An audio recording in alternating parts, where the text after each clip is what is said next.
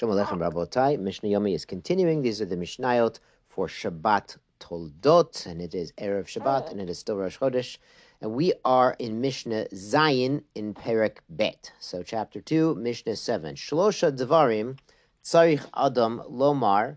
So there are three things a man must say, B'torch Beito, inside his house, Erev Shabbat Im Chashecha. On Erev Shabbos, Friday afternoon, Im Chashecha is literally with sunset. It means a little bit before sunset.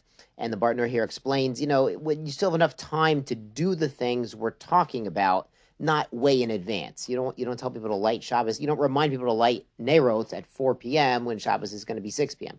So you understand, people need a reminder close to when they actually have to do it. So here's the three things. Isartem, did you take maser? Did you take the tithes? As we discussed in detail in Zeraim. Eravtem, did you make an eruv? We're going to get to this next in Masechet Eruvin. It refers to two types of eruv here, an eruv chatzerot, joining the courtyards. It was typical they would have a few different houses opening into one shared courtyard. And since that's a shared domain, our sages said they need, you can't carry there unless you have a way of sharing that domain, such as placing food into one of the homes in that courtyard to share. There's also an eruv techumin, which some of our Farshim say they couldn't do ben ishmasha, we'll see, because that's putting your food far away, somewhere, at the border of the tchum, the border of the Shabbos boundary, to establish your location, your shvisa there, so you can go further on Shabbos itself. And the third thing is hadliku et haner. And hadliku et haner is not a question, because you can see if the ner is lit or not, says the Bartanura. It's an instruction. Hey, it's almost shkiah, let's get these nerot going. Our Mishnah continues, Safek hashecha, Safek ein hashecha. If there's a doubt if it's shkiah yet, nightfall, or maybe not. So it's bein shemashot. We're not sure if it's day or night. So the din in this time period is ein ma'asrin et avadai. You can't take tithes from things that really need to take tithes. Ve'en matbilin et kelim. You can't put vessels, new kelim, in the mikvah. Kelim you bought from a non-Jew, because this is like tikkun, it's like fixing the kli. Ve'en madlikin et hanerot, and you can't light the Shabbos candles, because this could be doing a malacha on Shabbos itself if it's already shkiah. Aval, but during this time period, this ben ishmasho me'asrin et demai.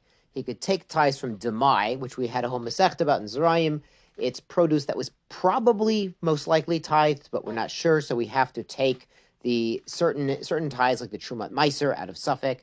Me'arvin is the verb to make an eruv, and here the Mepharshim explain it's an eruv chatzerot. So the houses opening up to the courtyard, as we mentioned, there you could make the eruv, even benish mashot. It's only derabanan. But eruv techumin, the techum is mentioned in a pasuk, so maybe not. So setting up an eruv techumin to go somewhere further on Shabbos would be like tikkun and would be aser benish mashot. And the last one, tomnin etachamin, and insulate the hot food. So to insulate the food is a problem on Shabbos, because somebody might go to cover up his food on Shabbos to keep it warm in insulation and say, oh, it's not so hot, and he'll come to warm it up or stoke the coals, and that would be a problem. And we're going to cover right here in the next paragraph. We're going to turn to Parag Gimel and talk about stoves. Great. So chapter 3, Mishnah Aleph, Kira, a stove. We're going to see kira is a double stove. Shehisiku bekash uvig vovo. And he warmed up this stove using straw or stubble. Stubble meaning thin twigs. So the idea is using straw or twigs. There's not really coals left over you could stoke. So the din here is notnin alea tavshil. You can put on it cooked food. Now we're talking about Erev Shabbos. You're leaving food on the fire. Here, there's not going to be much fire left in Shabbos. We're not already going to stoke it, so it's allowed. So you could put this food on the fire. Now, this is distinct from the next halacha, but gefet of eitzim, if the fuel was gefet, which is like residue of oils or sesame seeds that have been squished, so it's got some, it's chunks, it's going to burn down into coals. Eitzim, regular wood, which becomes coals. They're going to stay under this oven for a while.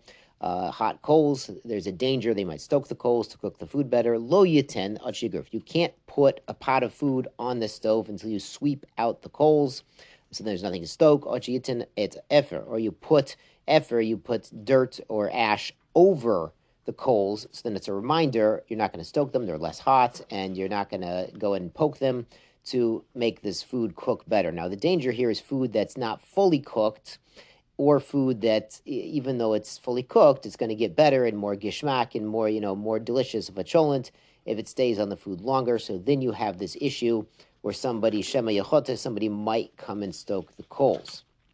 So when we are allowed to leave food on the fire, again, they're putting it on the fire Erev Shabbos and leaving it there to remain warm. So what can you put on? Beit Shammai omrim chamin v'lo tov shil. Beit Shammai says hot water could be left on such a stove. We're really not worried he's going to try to make his water a little bit hotter. It's already hot, but not food. By food, he might really go the extra mile and try to stoke the coals and get it warmer. But Hilla omrim chamin v'tov shil. But Hilla says both water and cooked food. Our explanation is according to Barnura, who says the din here is shkiah, leaving it on the fire before Shabbos. Some people say it's talking about hachzira, returning food to the fire on Shabbos. And so it's a discussion and halacha among the poskim. But the end of the Mishnah also discusses hachazira, returning it. Beit Shammai omrim no tlin avaloy machazirin. Beit Shammai says once you take this pot off the fire, you can't put it back. But Hillel omrim off machazirin. But Hillel says you could even put it back. Now the Bartner explains this was conditional as long as he hadn't put the pot down somewhere else. The poskim bring another number of conditions. Perhaps some people say it's only if you had in mind to put it back right away. Shulchan Aruch and Orach Chaim 253 brings other conditions. The food can't be cooled down. The heat source has to be covered, so there's no way to stoke it. So Lamaisa, to have like a hot plate with no controls on it, or to have something with the controls covered and the flame or the heat source covered, consult your local Orthodox posek, but it can be in some cases mutter to do hachzara, but you have to know the conditions to do it properly so you don't come to look like you're cooking. Shkiah Shabbat Shalom.